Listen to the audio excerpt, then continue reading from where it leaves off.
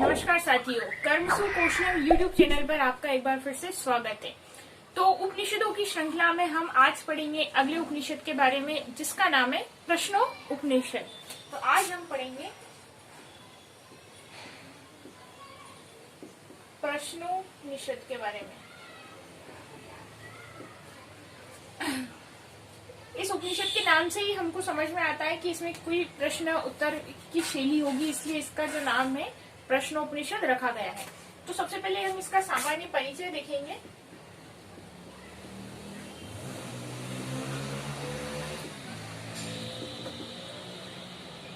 इसका वेद कौन सा है? अथर्ववेद। सबसे पहले हम यही देखते हैं कि ये उपनिषद किस वेद के अंतर्गत आता है। तो प्रश्नोपनिषद जो है वो अथर्ववेद की पिपलाद शाखा के ब्राह्मण भाग से लिया गया है। तो पिपलाद से आप ये ध्यान रखें कि इस उपनिषद में जो है एक पिपलाद मुनि करके हैं, महान महर्षि हैं, उनसे 6 ऋषिजन जो है ज्ञान और जो है उसके बारे में प्रश्न पूछते हैं। तो पिपलाद मुनि से 6 ऋषि जो है प्रश्न पूछते हैं, तो इसीलिए इस उपनिषद का नाम जो है प्रश्नोपनिषद रखा गया। अब वो 6 ऋषि कौन हैं और उन्होंने 6 ऋषियों के 6 प्रश्न, तो हर प्रश्न के नाम से इसका एक भाग है। प्रथम प्रश्न, द्वितीय, तृतीय, चतुर्थ, पंचम और षष्ठ प्रश्न, और हर प्रश्न हर ऋषि ने किया है। तो वो हम अब एक एक करके प्रश्न देखेंगे, पर पहले हम देखते हैं कि कौन से 6 ऋषि हैं। तो सबसे पहले हम देखेंगे कत्य के पौत्र कबंदी मुनि ने ऋषि प्रश्न किया है। प्रथम प्रश्न प्रपौत्र।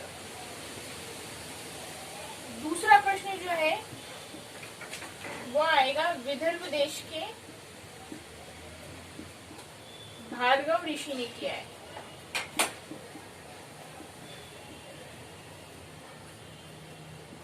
तीसरा प्रश्न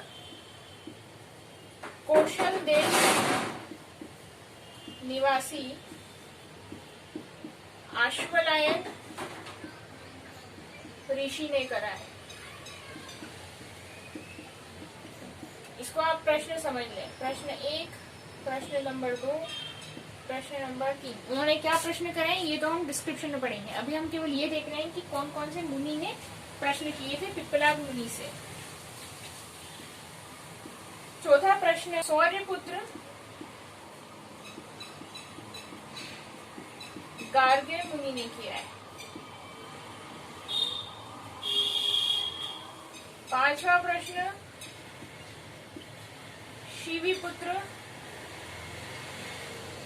सत्यकाम ने किया है।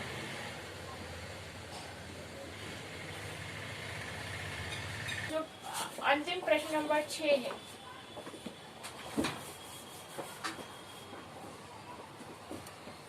ये आप ऊपर देख लें। प्रश्न नंबर 6 जो है वो भारद्वाज जी के पुत्र सुकेशा ने किया है,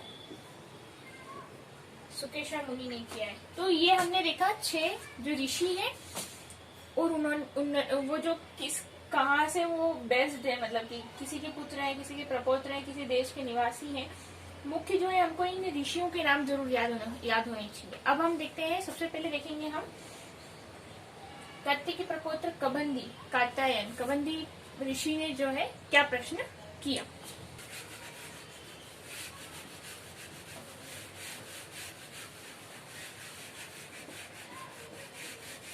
प्रथम प्रश्न जो है वो किया था कबंदी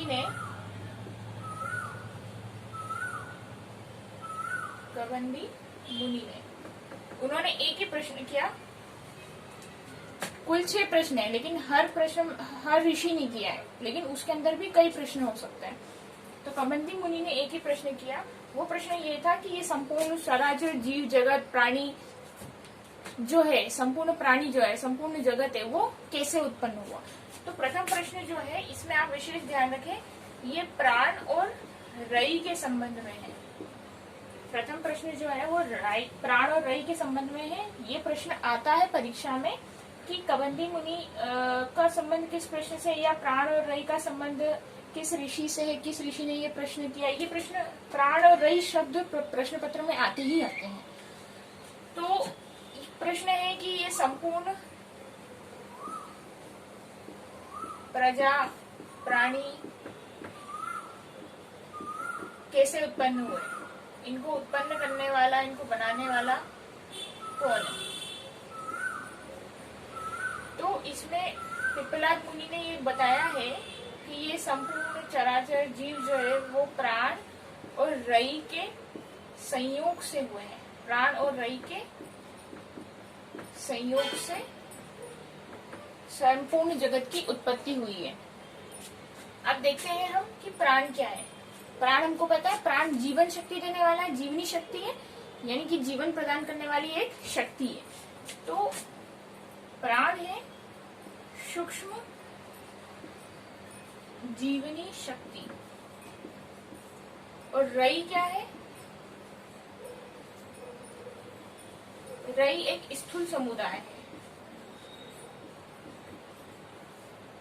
प्राण किसी में दिए जा रहे हैं, जीवन शक्ति दी जा रही है, जीवन प्रदान किया जा रहा है। तो ये प्राण क्या है, चेतन तत्व है, चेतन है। और जो रई है वो अचेतन तत्व है। ये सूक्ष्म है, ये सूक्ष्म जीवन शक्ति है, ये स्थूल है। अब कहने का मतलब ये है कि प्राण और रई यानी कि जब किसी स्थूल समुदाय में, स्थूल में कोई आकृति, कोई प्रकृति, जब उसमें जीवनी शक्ति मिल जाए तो फिर वो क्या है, आगे वो गति करती है, मूव होती है, बढ़ती है। जैसे कि ये पेन यहाँ रखा है तो अभी ये रई है, सपोज ये स्थूल है, अभी इसको मैंने गति प्रदान कर दी, प्राण दे दिए, तो ये चल निकला। ये छोटा सा एक समझने जैसा एग्जाम्पल दिया है मैंने। तो वैसे ही ये जो प्रकृति है, जो भी स्थूल समुदाय है, वो सब रई है, और प्राण जो है वो जीवनी शक्ति है। तो ये जितना भी स्थूल समुदाय है वो प्राण रूपी शक्ति से अनुप्राणित होकर, यानी कि प्राण पाकर, जीवनी शक्ति को पाकर के जो है फिर उत्पन्न हुआ है।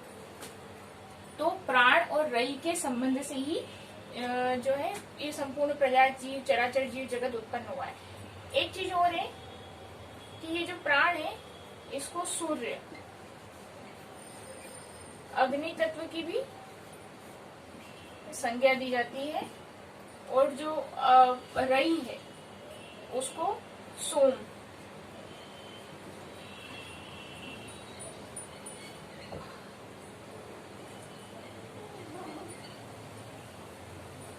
सोम तत्व यानी कि चंद्र की जो है संज्ञा दी गई है। प्रथम प्रश्न बस इतना ही है। अब हम देखते हैं द्वितीय प्रश्न।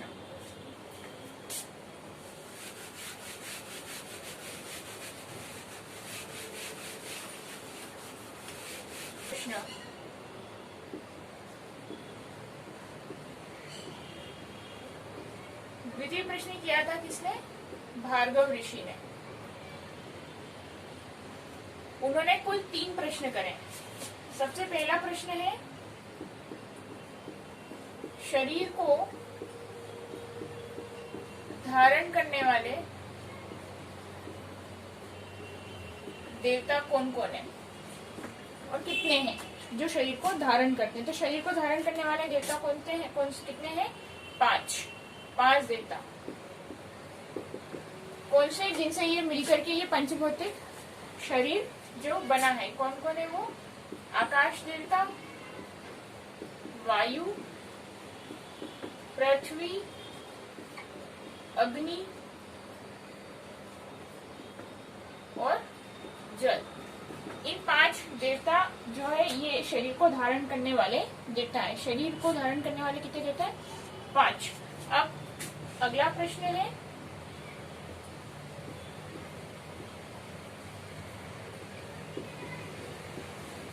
शरीर को प्रकाशित करने वाले, शरीर को प्रकाशित करने वाले देवता कौन कौन से हैं?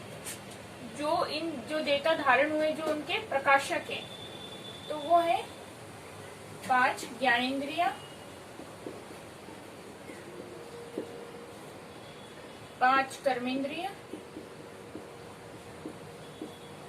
और 4 अंतःकरण। यानी कि कुल कितने हो गए? 14। तो ये 14 देवता जो हैं प्रकाशक हैं। 5 ज्ञानेंद्रिया कौन सी हैं? 5 सेंस ऑर्गन्स, जो हमको पता है, और हमने इसके पहले के उपनिषद में भी जिनके बारे में चर्चा करी, और इसका एक शॉर्ट वीडियो भी आप जरूर से देखें। तो 5 ज्ञानेंद्रिया है, आंख, नाक, कान, जीभ और त्वचा। 5 कर्मेंद्रिया है, हाथ, पैर, उपस्थ, बुधालीन। और 4 अंतःकरण कौन से हैं? मन, बुद्धि, चित्त और अहंकार। तो ये 4, 5, 5 और 4 यानी कि कुल 14। ये 14 देवता जो है शरीर को प्रकाशित करने वाले हैं। अब प्रश्न नंबर 3 है, इनमें सबसे श्रेष्ठ कौन है? शरीर में जो है सबसे श्रेष्ठ कौन है? इनमें सबसे श्रेष्ठ कौन है? तो इन सबका आधार क्या है? प्राण। सबका आधार क्या है? प्राण है।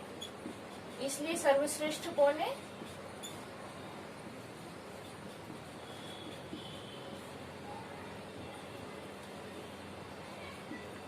प्राण। इनमें सबसे श्रेष्ठ प्राण है।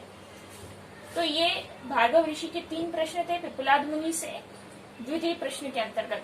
अब नेक्स्ट वीडियो में हम तृतीय, चतुर्थ और पंचम, यानी कि अभी 2 ही करे हैं हमने, कुल 6 प्रश्न हुए हैं। तो अगले प्रश्नों की चर्चा हम नेक्स्ट वीडियो में करेंगे।